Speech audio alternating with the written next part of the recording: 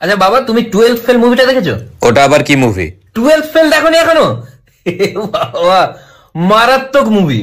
মানে একটা ছেলে ক্লাস 12-এ ফেল করে গেছিল, তারপরেও কিভাবে ইউপিএসসি ক্র্যাক করলো, দুর্দান্ত মোটিভেশন পাওয়া গেল ওখান থেকে। এখন IPS Manoj Kumar Sharma sir. Class 12-এ ফেল? ক্লাস 12-এ ফেল করার পরেও। আর কেন ফেল করেছিল জানো? কেন? টুকলি করতে পারেনি বলে। ধর, সিরিয়াসলি টুকলি করতে পারেনি, ফেল করে গেল। পরে কি মানে এখান থেকে কত কিছু বোঝা যায় যে কিছু হতে পারে। ফেল করলে এই যে কাগজটা ধর। এটা কিসের কাগজ? স্কুলের রেজাল্ট বেরিয়েছে। কেমন হয়েছে? ফেল করলাম। কেন? কেন টুকলি করতে পারিনি?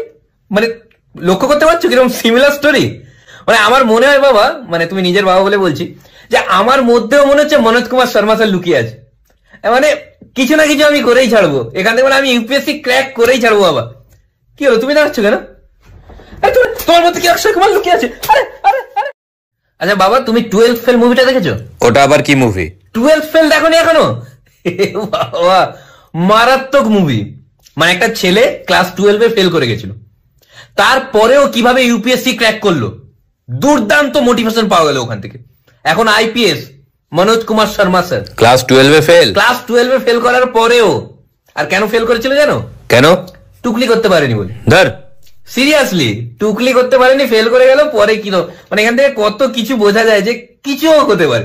ফেল করলে এই যে কাগজটা ধর। এটা কিসের কাগজ? স্কুলের রেজাল্ট বেরিয়েছে। কেমন হয়েছে? ফেল করলাম। কেন? কেন টুকলি করতে পারিনি? মানে লক্ষ্য করতে পারছো কিরকম সিমিলার স্টোরি?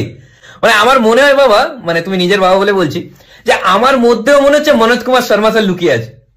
মানে কিছু না কিছু আমি করেই ছাড়বো এখান থেকে, মানে আমি ইউপিএসসি ক্র্যাক করেই ছাড়বো বাবা। কি হলো, তুমি দাঁড়াচ্ছ কেন? তোমার মধ্যে কি অক্ষয় কুমার লুকিয়ে আছে? আরে আরে